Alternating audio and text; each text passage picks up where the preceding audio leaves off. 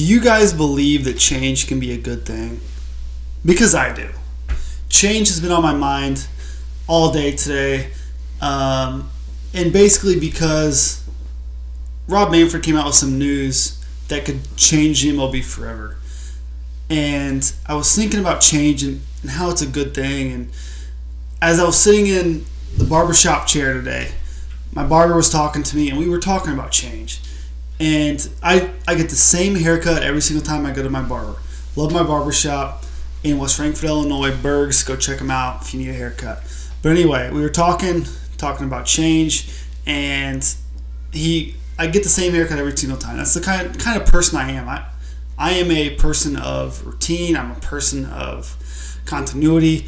If I go to a restaurant, I normally get the same thing every time. Okay?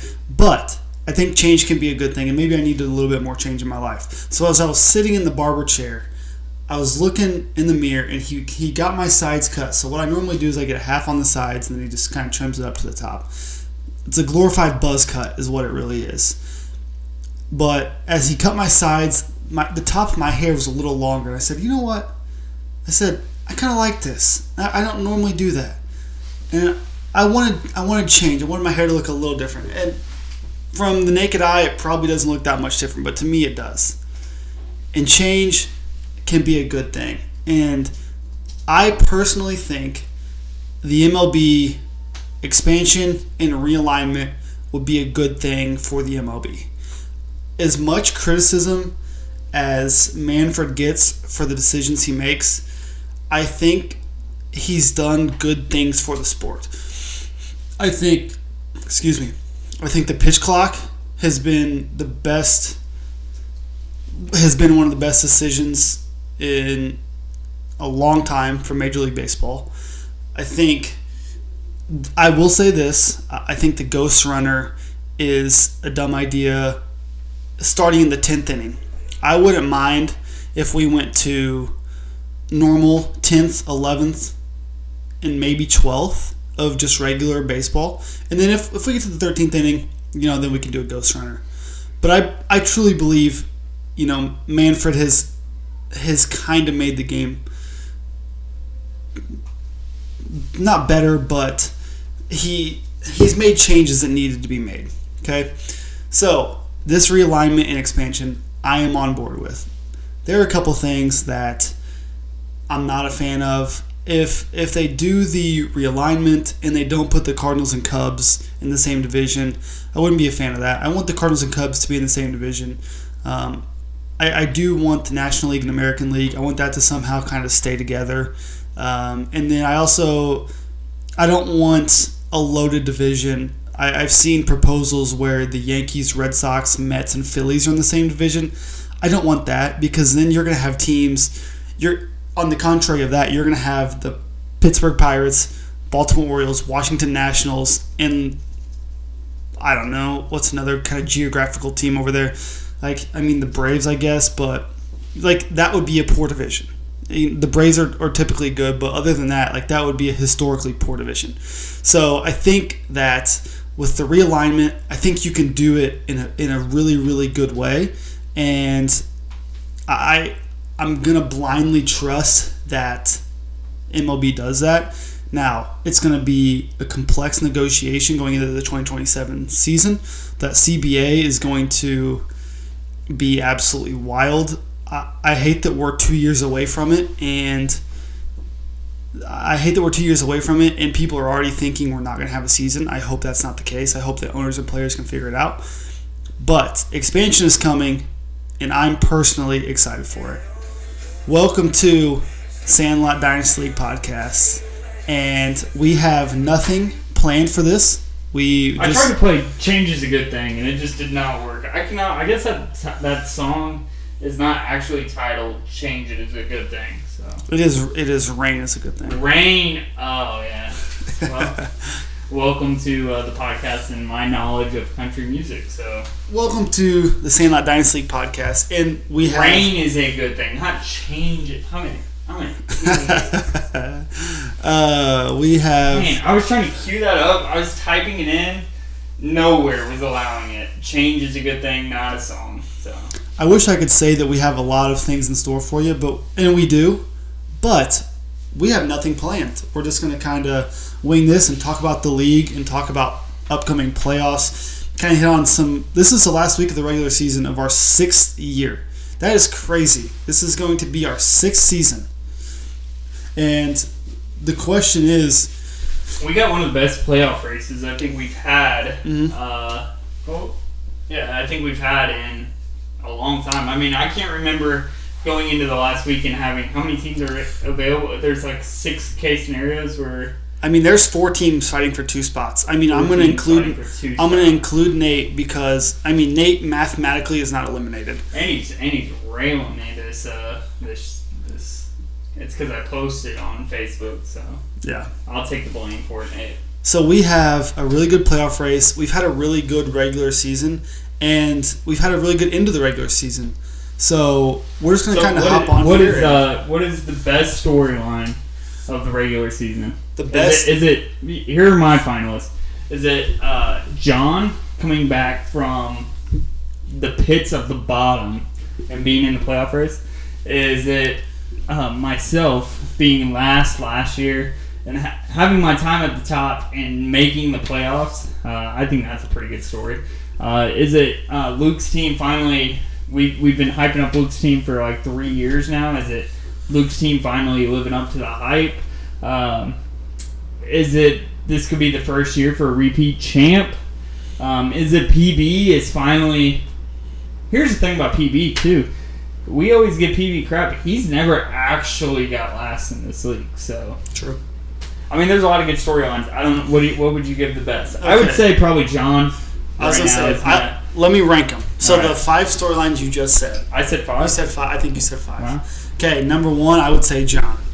I would say John had the number 1. Like, that's the number 1 news story because, his team looked bad. Like, it looked bad. He was in 10th, 11th place. It was him, Marcus, and PB were 10th, 11th, and 12th there for a good couple weeks. And the fact that he didn't give up. And I don't think, but here's the thing. But he did kind of give up. He sold at the deadline, but he didn't sell. It was like a Cardinals deadline. He didn't have a lot of players to sell because his team honestly wasn't that. He didn't have good trade pieces. What did he sell? Robbie Ray, which would really be helping him right now, theoretically, but he's not helping Clayton. I don't know. Yeah. Well, I guess he is helping Clayton because Clayton had Wheeler go down, so that was a big trade for Clayton. I don't think tanking is in John's DNA. As someone who has been in the playoffs every year and finished top 3 every year except for last year, I don't think John was ever going to tank. I think he was always going to try to win no matter what, and he's going to say, I don't need a better draft pick. I'm just going to go win. I think storyline number 2 is, I have the stats on this because I was going to post it on Facebook after the end of this week. But I think Luke's turnaround with Derek's team is something that needs to be noted. So, as I pull this up, Luke took over Derek's team in 2022. I'm sorry, it was after the 2022 season, Luke took Derek's team over. In 2022, I'm just going to tell you the wins because if I told you the whole record, it'd just be jumbled. Derek in 2022 had 95 wins. Okay, so, and he did come out, I think he was in last place that year. In 2023, Luke's first year, he went from 95 wins to 101 wins. So he improved a little bit there. From 2023 to 2024, so this would have been Luke's second year in the league, he went from 101 wins to 120 wins. And he finished right below 500. He was like 2 games or 1 game below 500. So he went from 95 wins, well below 500, to 120 wins in 2 years. To 2025, now he's right now going into the weekend. If the season ended right now, he'd finish second place. He has right now, he has 129 wins. So he already has more wins than he did than he has ever. So this is most wins that Derek/Luke's team has seen. Yeah. So I think that's storyline number 2. I think storyline number 3 would be PB's team. I think PB quietly had a great trade deadline where he got a lot of like really good core guys, good core keepers, and I think that if you look at his keepers last year, which we can all say they were laughable. Here's the thing: is they aren't keepers yet. He still have to select them. So he's already told me he's gonna manufacture a much better system for his keepers this year. Just, give it a proofread. Maybe a relief pitcher who no one's ever heard of. Here's the real question: did that guy pitch this year? He's in the pot. He's mentioned name dropped in the podcast. I don't remember his name. He pitched for the Angels, I think, in 2022 or whatever year it was. Did that guy play? He was a keeper on PB's team. Did that guy pitch this year? So let me see if I can find that. I mean, that's probably some digging. So I don't know if you would be able to find it, but I mean, just a good question. Yeah, so I'll have to do some digging here, and I think I can find it.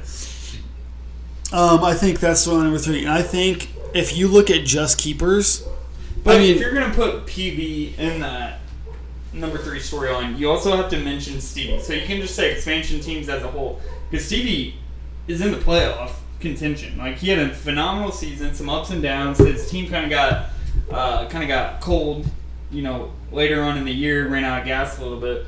But I mean, a really phenomenal second year in the league. So the expansion teams, I think as a whole, are doing pretty solid. I would agree. I think if we ended the season right now, then Stevie would make playoffs. And for a year 2 team, like, think about Stevie being an expansion team and then making playoffs in year 2. Like, if you had to think about where you'd rank Stevie as a manager right now, I'd be curious to hear where people would rank Stevie 1 through 12 as a manager in this league. Just because he went from an expansion team to a playoff team pretty quick. Hey, and because I'm competitive, I'm just gonna say it. I think we nailed the expansion draft, even though we catch a lot of hate and flack about the expansion draft. I think we nailed it because I think the teams are doing well. Like, would they have been better if we would have done it differently and gave another player? But honestly, with what the hands we were dealt, I think we knocked out the expansion draft. That's my personal take because I was a part of it. But Stevie, PB might disagree with me. I think so too, and I think with what we had to work with and as much time and effort as we put into it, it's kind of exciting to see that it kind of did pay off. But it also helps that year had a lot of good up-and-coming players that weren't yet drafted. So you had, like, Cole Reagans. You had, who was the Japanese pitcher that came to... Soki. Yeah. Like, those are great players, pretty good players, that they were able to get early on in the draft. I forget who PD drafted, but Stevie had a really good expansion draft. Yes. So the guy's name that PB kept was Tyler Phillips. Tyler Phillips. Did Tyler Phillips have any innings pitched this year? Drum roll. He has a 1.1 WAR. He was 2-1 with a 3.23 ERA. Pretty he solid. played in 41 games this year, and he pitched 61 innings. Hey, not bad. Except whenever you're able to keep how many players? 14. And that's one of them. Yeah. Yeah. And then, so did you have Stevie? Was Stevie one of your news? Because I know the fourth one is you going from last to playoff, which I think that's news. I think that's news. I think that is news. And it's not like I'm not scraping into the playoffs, even though my team is right now. Record wise, I've been in the top 3 the entire year, so I think that's news. But it's already been done, so it's not as impressive, I guess I should say. Because Clayton did it last year, went from last to first. You did it the year before, so it's already been done. So if you won, I agree. It's probably not one of the. If you won, that'd be 3 years in a row. The person went from last to first. So who's in last right now? Preston. Yeah. So Preston stocks up for 2026. Hey. You heard it here first. So that's just, my opinion. I think just kind of going back and talking about some regular season. Hey, I will throw this in there. Headline of the season, one that I think people would remember, is when Stevie got voted out of Survivor. I think that was a headline. I think the league was popping during that time, and I think a honorable mention. We'll call that one an honorable mention. Another honorable mention is the deadline. We weren't able to have a podcast because schedules were busy. Me and Jordan were getting ready to go back to school, but the deadline was insane. Like, everybody participated. I think a lot of teams got better. My team definitely got better, even though we're slow right now. Love Pete Alonso. Thought that was a great gift, but yeah, I think the deadline would be a good honorable mention. I would say that's a top. Honestly, for me, that's top 2 or top 3, just because it was so fun and it was so engaging. Because we've not had a trade deadline that's ever been that close, and like my phone was blowing up. I'm glad that it was when it was, because I didn't have school, and so I could just be on my iPad all day, update the picks, and just see every single trade come through. I was like, it was hard for me to keep up in the last 2 hours before the deadline. What was your best trade? Like, what do you think the best trade of the deadline was? For both, you can even, however you want to take that answer. Kind of look at the trades, but the one that sticks out to me the most was, I think, your Pete Alonso deal, because I don't even think that was really a close trade. I don't think Preston got as much in return as what he should have for Pete Alonso. But he did get like some stuff in return. Like, it wasn't a complete fleece like we've seen in the past. Like, he got some exciting players. That guy from Minnesota is going to be really good one day. I don't know when. He got a lot of picks. I do like but this was before the trade deadline. I like that PB got Kerry Carpenter and Randy Rosarena from you. I like that from PB's side. I think you were pumped. You were overexcited about Sean Manaea, and so you traded him away for a lot, honestly. But, let's talk about this from a playoff push standpoint. Kerry Carpenter is a strong side platoon, has lots of days where he doesn't play. Randy Rosarena and George Springer, I think, are a wash. I think Springer gives them more runs, and Rosarena is more of a power hitter, so probably a little more, not much, but a little more pop. So I think those two players were a wash. I think I did lose on the Manaea Carpenter side long term. Really still hoping Manaea turns into something. He had 8 strikeouts tonight. If he could just, get off the runs wagon, we would be doing pretty good. A trade I do like, I think the most fun trade that we saw at the deadline was Luke and Logan. And Luke received Jose Ramirez, which was the biggest name in the trade. He received Jose Ramirez, Yandy Diaz, and Brian Bello. And Logan received Austin Riley, Lawrence Butler, and Luke's 2026 and 2027 third-round picks. I think that was the most fun trade. But because it had probably the big. Pete Alonso's the biggest. Pete Alonso. If Jose Ramirez didn't play for the Guardians, his. But I'm telling you, if we had to go back and say what's in most, like if hindsight's 2020, if we have to, oh man, I got the wrong thing on. If we had to go back and say what was the most impactful trade for a team, I would probably say Robbie Ray for Clayton, because Zach Wheeler going down. If Clayton makes the playoffs, I think Robbie Ray would be one of the biggest reasons, because Wheeler did indeed go down. So I think that was one that kind of flew under the radar, and that was at the last second as well. That was a trade that was going on at the last minutes of the trade deadline. Yeah, I really did enjoy the trade deadline this year. I thought it was by far the most fun we've had there. Let's see, any other regular season news that kind of sticks out to you? I mean, honestly, our first year of Survivor, I know you kind of hit on that with Stevie being voted out, but I wasn't in the trenches of it. I mean, obviously, I saw everything from a macro perspective. But from what I saw and from what people told me, I thought the inaugural season of the Sandlot Survivor Cup was a big hit. I thought that it was fun. It was, like I said, it was engaging. People were talking to each other about who we were going to vote out. Blindsides happened. Alliances were broken. And I think it can only go up from here. And where I didn't think year one was bad, but I think year two can be even better. So yeah, I agree. I think it added a lot to the league, and I'm super happy about it. So I think now we should dive into this, because I think this is the bulk of what we got to talk about today. What do you think playoffs are going to look like? Like, what is your projection? I'll go ahead and put up on the screen the projected bracket if the playoffs were to start today, and we can kind of just go from there. So the projected playoff bracket. This would have been if the season ended before the week started. Yeah. So like if this is not counting this last week's matchup. The only thing somebody's walking outside. The only thing I think. Okay, so it has me at the 1. If you're not watching this and you're just kind of listening, it has me at the 1, Luke at the 2, Van Way's at the 3, Jared's at the 4, Stevie's at the 5, Clayton's at the 6. So, John, I think it's close at this point. So including these matchups. So if we go to the scoreboard, so Luke and I could, if Luke loses big to you and I make a dramatic comeback on Nate, I could sneak into that 1 or the 2 spot and get a bye. yes.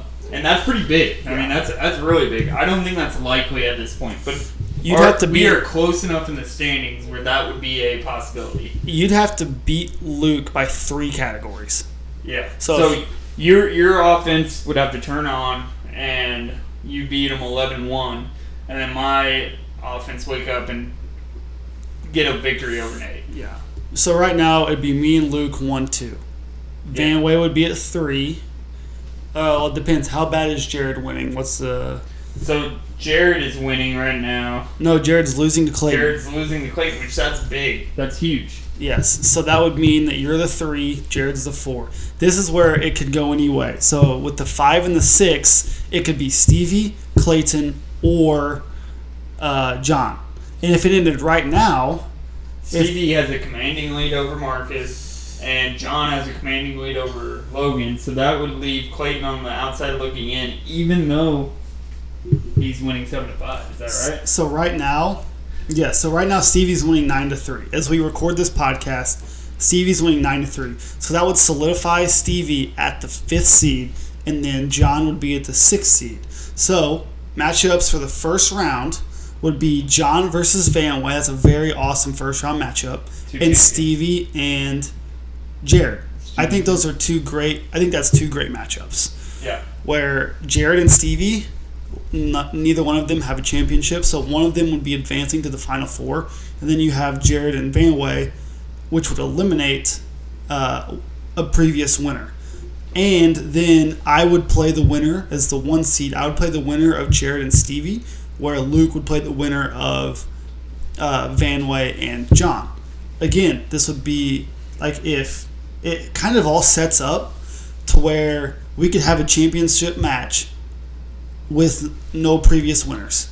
If Luke takes care of business in that first round after the bye, and then if I lose to either Jared or Stevie, it can set up to where we have a championship week, a 2-week championship matchup with no previous winners. And I'm looking at this, and let me tell you, some of these teams are hot. Like John's team is on fire right now. Like I would be losing to him 11-1 if this was the playoffs. If I'm him, I'm probably like, hey guys, like save some of this, let's get it to next week.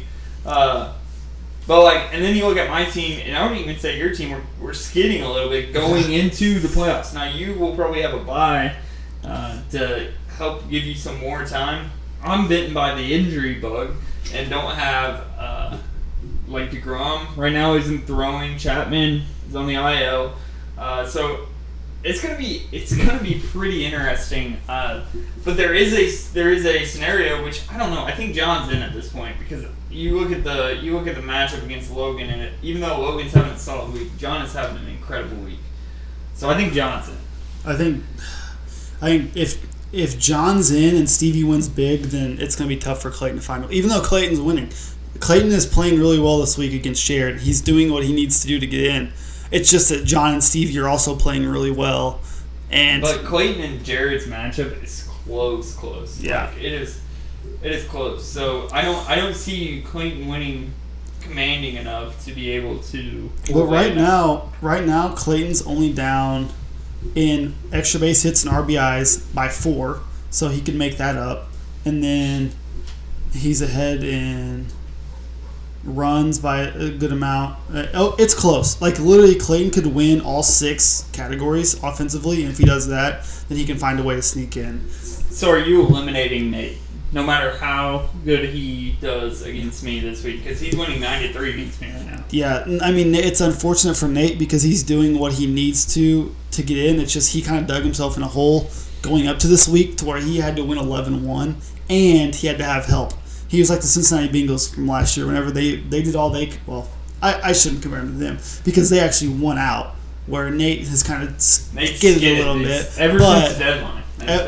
But Nate could win 11-1 this week, and John and Stevie could win big, and it wouldn't even matter. So, I think as a commissioner, I think what I mentioned earlier, or even if Clayton or John finish in that 6th seed, then it's 2 previous winners facing off against each other with Vanway and John or Vanway and Clayton.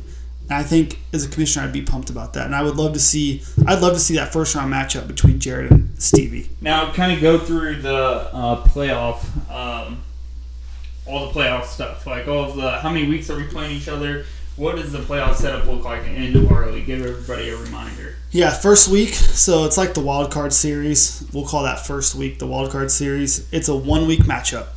1 week Sunday to Saturday matchup. Or I'm sorry, Monday to Sunday matchup. Normal, everything's normal. You get 7 transactions, and it's just a 1-week matchup. If you win, then you'll play the 1 and 2 seed, depending on which seed you are. That is also a 1-week matchup. And I think I like that because anything can happen in that 1 week. Okay, but then if you can make it to the championship game, if you can make it to that week, it's a 2-week matchup. So then the championship, you have to. It's harder to win. It's harder to have an upset in that championship week because it's that 2-week matchup. So it goes 1 week for the first round, 1 week for the second round, and then 2 weeks for that final championship game. Okay, what about in tiebreaker situations? What does a tiebreaker look like? A 6-6-6. 6-6. Whoa. We're gonna edit that out probably. No.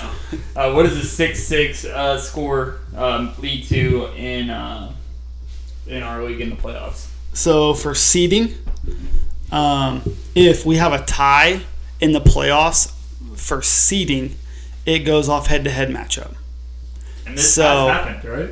Yes, I believe it happened.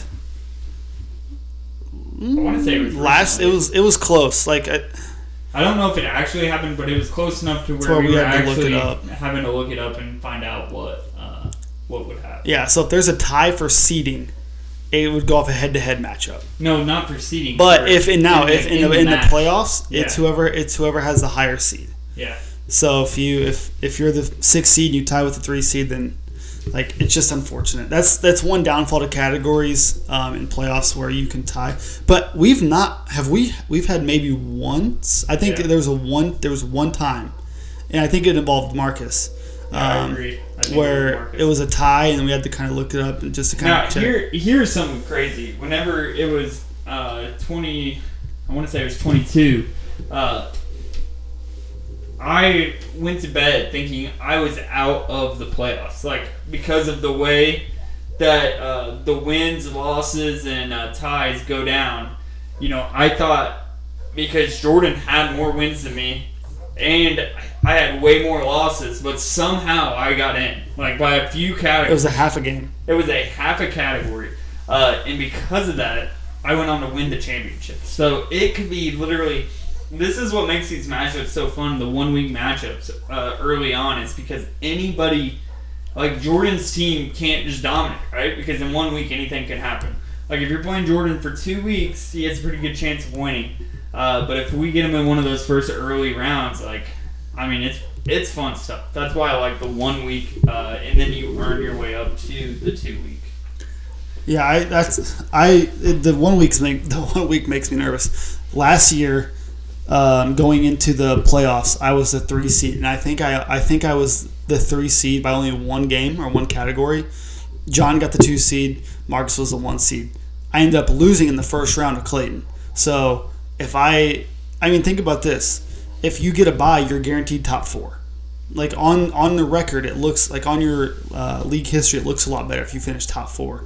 Where I played in the first round and I lost to Clayton's team, who was just hot. Because anything can happen in that week 1, and that's why I'm like super excited about the bye, because at least I finished top 4 with the chance to finish top 3. So, all right, here's another take for you. This is something SportsCenter would do, the fake news section. Whose legacy in this league could be most impacted by this playoffs? Go.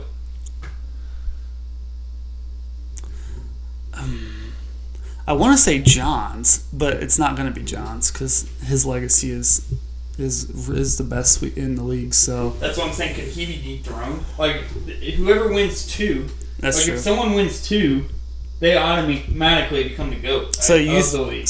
Okay, I'm gonna play devil's advocate. If Clayton makes the playoffs and Clayton wins 2 back-to-back, he's the GOAT. He's the only one with 2 rings. That's true. I don't know. I don't know if he's the GOAT. Like rings talk, I guess. I don't know. It's an interesting debate, but something else I think would be like I think John's story coming in from being last for so long in the league and then like this season and then coming in and winning. Like that's one heck of a story. Like that would cement him. Yeah. I think in the first spot for a while. I think John that's like some Jordan stuff. I think John just got bored and was like, I want to challenge this year. And so then he was like, all right, I'm going to start off cold, and then just got better every single week. Okay, so could anybody else's legacy in this league be dramatically impacted, or does it just get them up to that tier of now they're champion? I think this could solidify Luke's legacy.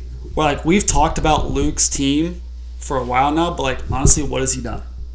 You know, he has nothing to prove except for he's had good teams. Yeah. But now it's like if Luke gets a top 3 finish or finishes top 2 and makes it to that championship game, then it's like, okay, we can kind of start taking him serious now as a contender, whereas before he was just like a pretender, where we just pretended that he was good and he wasn't.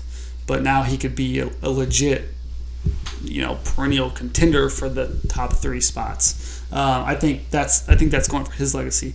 I think for Stevie's legacy, it just goes to show that he's an adaptive manager, can adapt to the league pretty quick. Like in year 2, if he makes playoff, if Stevie somehow won that first round, like in year 2 of a expansion team, I think that just goes to show you that Stevie's an adaptive manager and can kind of adapt to whatever his team needs. And you know what? I'll say this. I do think that, Stevie talks about John Bolt all the time. I think it's more Stevie doing all this stuff where, Bolt might just be his advisor. Hey, Bolt was a big storyline in the league. He was. Kind of faded a little bit. I don't know if I don't know what's kind of happened there. Our camera died. So yeah, Bolt. Where are you at, Bolt? Are you still doing this, or did Stevie fire you? That's a good question. But I think I think that proves that. I think again, we talked about this before the season started, and we went through, and we have a lot of managers that are like really, really close to 500, and it's like this could maybe solidify Jared, going on the top side of that, whereas like the other 500 managers like Logan and Preston and Nate maybe are going to miss the playoffs, where if Jared gets a top 3 finish, then that could kind of boost his managerial rankings to top 5, top 4. If he goes on a run here and makes it and finishes top 3. So I think you could pinpoint each person and how it could affect their legacy different. I just want to know, if I win 2, can I call myself the GOAT of the league? I feel like I can't. I think if anyone calls themselves the GOAT, it's very cringe. Well, but if the league calls you the GOAT, then that's fine. 2 rings. Yeah, you can definitely have that in your pocket. Yeah. But I think I wouldn't actively do that, but I would hold that over some people. Some. Okay, here's another one. Who would be, as a league standpoint from the story, who would be the best person to win? Like, what would be the best story of the 2025 Sandlot Dynasty winner? Luke or Stevie. Really? You're crazy. Who would you say? I would say John winning would be that would be an incredible story. I don't want it to happen. Like, I really don't want it to happen. But I think that'd be the best. Like, he was legit in the bottom of the league for 3/4 of the season. Like, if he came and ended up winning, that would be such a good feeling for a league that you just got to make it. It's baseball, you know? You just got to keep grinding and make it to the playoffs. I think that'd be a good story, but do you really want to have a repeat winner if it's not yourself? I don't know. Because I don't. I do not if it's not me, but I'm saying the best story for the league, I think, would be that. But we could literally say we've had 6 seasons, we've had 6 different winners. That's how competitive our league is. Like, we've not had a repeat winner That yet. is true. Like, I like That's a good brag, that our league has parity because, you know, we can say, hey, it happens. Like, anything can happen once you make playoffs. And there's not a dominant, like, where there's dominant managers in the league. Like, I think we can agree on that. But there's not a dominant team. You know, like, no one has 2 championships. So no one can say, hey, I'm the most dominant team in the league. It's like, well, I can make an argument against you. I would love to be able to say that after this year, though. Yeah. I would love to. Is there any player on Luke's team that was on Derek's team? Is Derek completely out of the picture? I'm looking at it right now.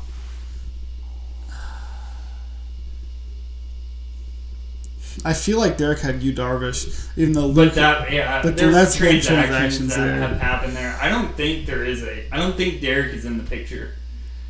I don't think so either. I think Derek's team is dead. Lindor. Maybe. That would be the only one I can think of. That's crazy. Pretty crazy. So we're on year 3. Luke's on year 3. Yep, this is Luke's 3rd year. And has gotten just better every year. So be curious to see. But Stevie doing it in 1 year, 2 years would be impressive. Incredible. Yeah. So I'm curious. I'm excited for the playoffs. I'm excited that I get to watch Week 1 because Week 1 I just get to watch the first round matchups and kind of see who I'm going to play. If I'm being 100% honest. If I am being 100% honest, I want to play either Jared or Stevie because I don't want to lose to Van Way or John. I'd much rather lose to Jared or Stevie and have them play for a championship than let Van Way or John beat me and have them play for the championship. Okay, so let's even take this farther. What would be the best championship matchup?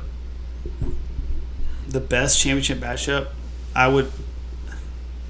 Selfishly, I'll answer selfishly and I'll answer for the league. All right. Selfishly, me versus John. Ooh, because you want bragging rights. Yeah. But I think it would be me versus you, so I can have bragging rights. Yeah.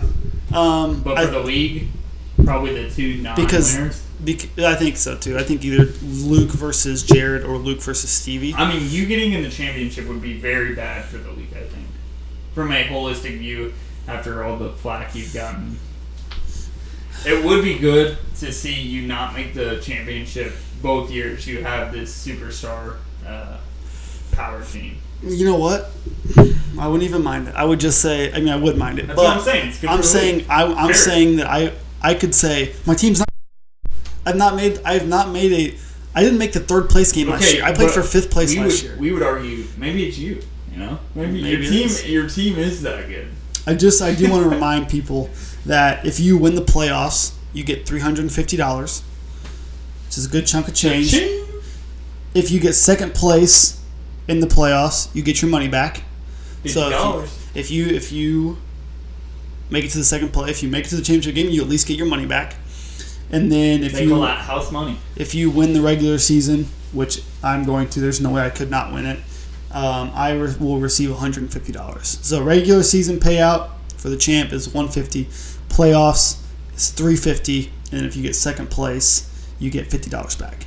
So there is 2 different ways that you can at least make your money back in our league. 1, get 2nd place in the playoffs, and 2, if you won Survivor. So Marcus won Survivor this year, so he got his money back. And I think no matter what, if you get your money back, you're happy. You got a whole free summer of fantasy baseball. So just kind of throwing it out there as playoffs are. And Logan and Preston are not getting their money back. Nope. As even though some people in the league do believe, some people in the Nate. league believe that we should pay the losers. So, in fact, we have, this is a 12-person league, 9 people in the league have the opportunity to get their money back. Because Marcus already got his money back. Marcus did, yep. So the only 3 people that don't have a chance to get their... And technically, Nate has a chance to get his money back. Or Peyton doesn't have... Okay. So 3 people technically don't have a chance to get their money back. Fun fact. So, trying to think here, but as playoffs come about, I think... So how are you... Okay, me and you both had... This will be my 4th playoffs in 6 years. This is your 4th? 3rd? This is my, I believe, 3rd, 3 years in a row. 3 years in a row. Yeah. So I have 1 more year of experience. But, not bragging or anything. Well, how are you managing your squad differently in the playoffs versus in a regular season?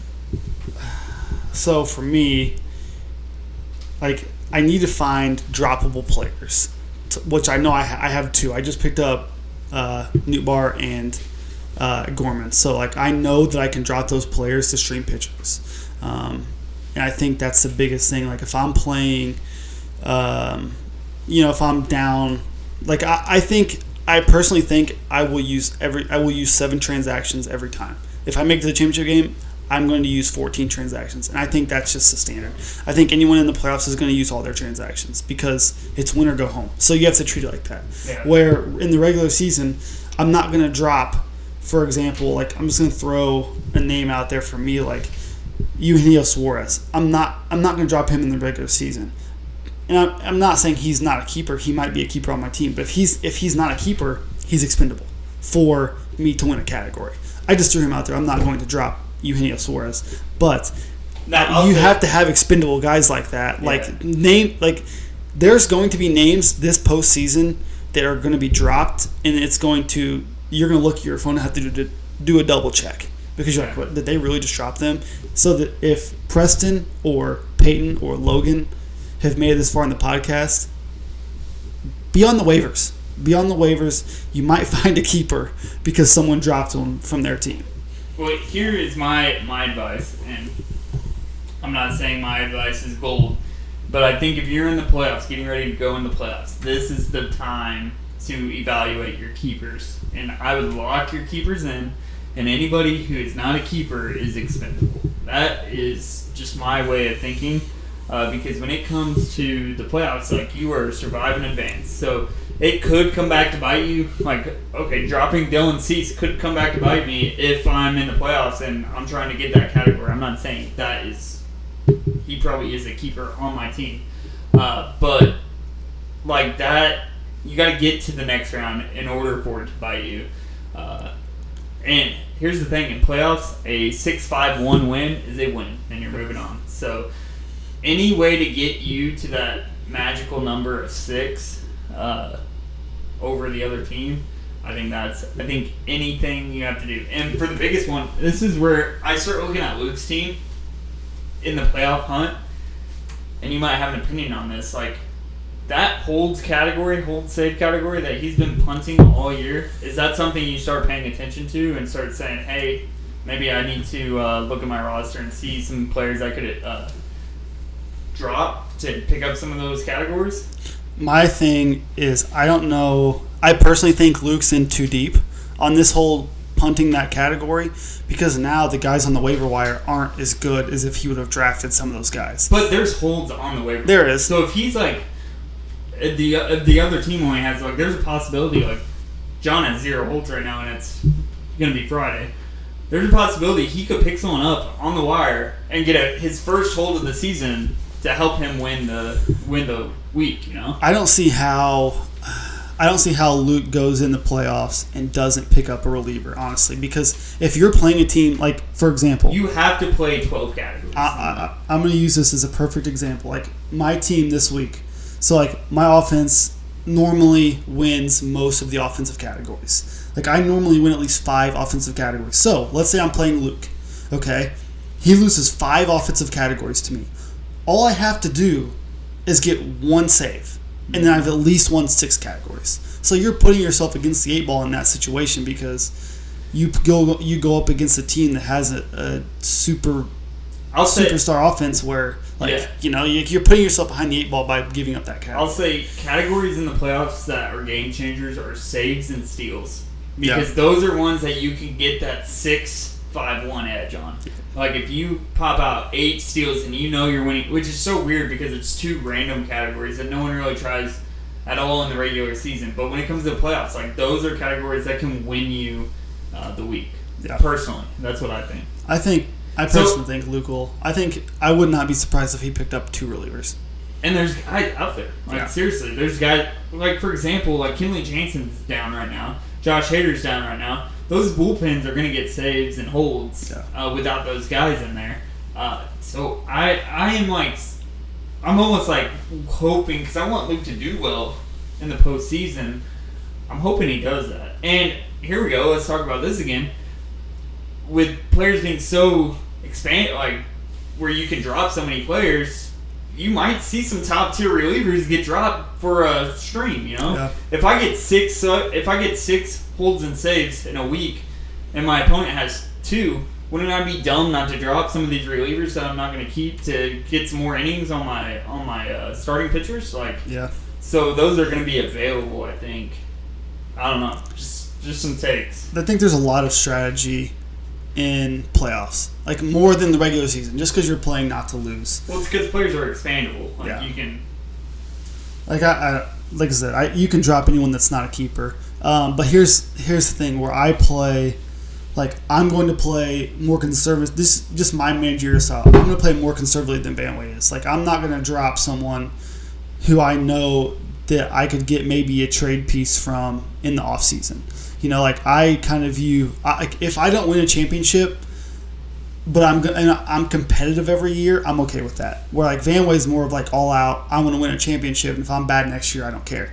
Like we're on the opposite of like I want to be competitive every year with a chance to win the championship. So like I'm not gonna drop as much as where Vanway is, and that's the cool thing about the playoffs is like everyone has their own agenda, everyone has their own style. But I mean, you do that I'm not saying I'm just going to drop Dylan Cease after his outing, right? But if there is a category to win on Sunday and you have to pick someone to drop, hopefully there's better options. Yeah. But if you have 3 good streamers on the waiver wire, like you have to make it a hard decision, I think, in order to win the week. Yeah. Not saying I'm dropping someone. I think Sonny Gray would be a better example. Yeah. Because I think Dylan Cease is a no-brain keeper. But like Sonny Gray, like he's gonna be in the draft, I feel like, Yeah. But at the same time, that's someone that could. Sonny Gray's a keeper on PB's team. Yeah. So it's like, I don't know. Playoffs are fun. They are fun. They're fun. And I will say this, and I know this was a topic when we expanded. I'm glad we have 6 teams. Yeah. Like I think 6 teams is a good amount to where it's like it kept more people involved throughout the year. 9 people are involved in this. Yeah. This right now, like currently. And I would argue, I mean, Marcus was involved in the Survivor Cup, so he was like, was where he was towards the bottom there, and then he was even in until towards he the end of the got year. rid of Freeman and out too. Right? Yeah, and then I think the week he played me, I think I got him pretty good, and that's what kind of solidified that he was not going to be making a run. But let's kind of shift. Like, let's look. I know this is kind of talked about the playoffs. Let's look at 2026. Who's one non-playoff team that you think will make the playoffs in 2026? I mean, if I had to say one, if you had to put $10, I'm gonna say Logan. Logan. I mean, his team's right there. Yeah. He just has to have a good draft. He's got a lot of exciting players. I mean, obviously, we want to say PB, but I just don't know if he's going to make that jump. I think he's going to be in the conversation. I don't think he's going to be at the bottom of the standings. And then Preston has a lot of exciting young pieces, but I just don't think they're ready to mature. Now, here's what he could do. He could do what I did.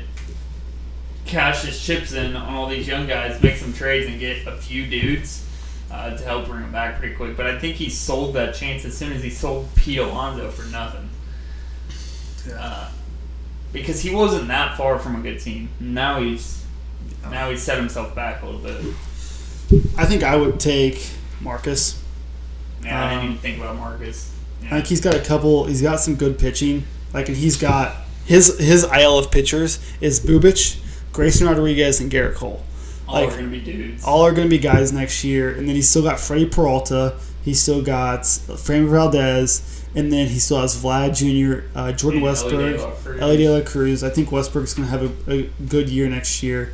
So he's got the pieces, I think, as long as he has a good draft. William Contreras. As long as he has a good draft next year, I think he's a lock to make the playoffs next year. So I'm excited for... And let me just say this too. Make sure we take 2026 and have as much fun with this as possible because we don't know what 2027 is going to look like with the CBA negotiations. I mean, Bryce Harper cussing out Manfred saying it wasn't that big of a deal. That's not a good start. That is not a good start. Winning another Mickey Mouse. And then, it'll be a shortened season in 2027. Marcus will win, shortened season. Yeah, watch Marcus be the first repeat winner. Yeah. In 2 short seasons. Yeah. That would be funny. So kind of going ahead to 2026, there's a couple guys. And that's the thing about our league is like, it wouldn't surprise me if 4 people that didn't make playoffs this year made playoffs next year. Like that's just the parity in the league, and it's a good league. And I think one thing too I'll say as we kind of wrap up here, and we've kind of gone long, but again we had nothing planned. We just kind of talked, and it's been good. I'm glad we've been able to have this podcast. But John changed his name, and he fully embraced the vibe player that Nick Castellanos is. And once he did that, his team, John wasn't a full believer in the vibes guys. He bought into Man Crushes. He's on that. But whenever I started talking about vibes, and Logan Webb is my vibes guy, and he wasn't bought in, but now he is. He's so in. He changed his name, and ever since he's been bought into that, his team is gonna make the playoffs now. So, with that being said, vibe guys, you need them. They are very important. You need a vibes guy on your team. If you don't have one, trade for one, draft one, get a jersey of them. I mean, hey, John's story is inspiring. Even though I don't want him to continue, it's inspiring. That's what I wanted to do last year. Like, it's so frustrating being in the bottom of the standings because you're constantly just being the butt of the joke. And then he just said, "I'm done with this crap," and he took care of business. So full props. Now he's had a lot of things go his way. Mm-hmm. Like, you have to have a lot of things go your way if that's what you're gonna do, and he did. And I just applaud him.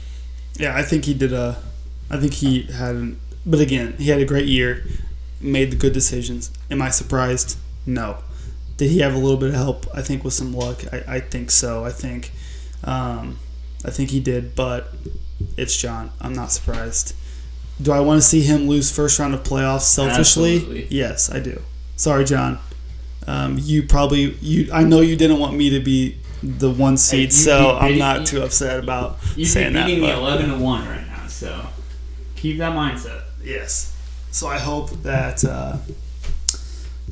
I think I'd like to see Van Way and either John or Clayton in that first round matchup, and then Jared or CV, and that's only because then you would have a chance to have a matchup where no one has won previously with Stevie or Jared or Luke in the championship game. So that being said, Van Way, you have anything else before we kind of wrap up here? No, excited for the playoffs. I can't wait. Sunday night, I can't wait to go to sleep Sunday night and wake up Monday morning, check the playoff bracket, and kind of have that outlook going on. So I'm excited to go to sleep on Sunday night and wake up Monday morning like it's Christmas. So, with that being said, peace.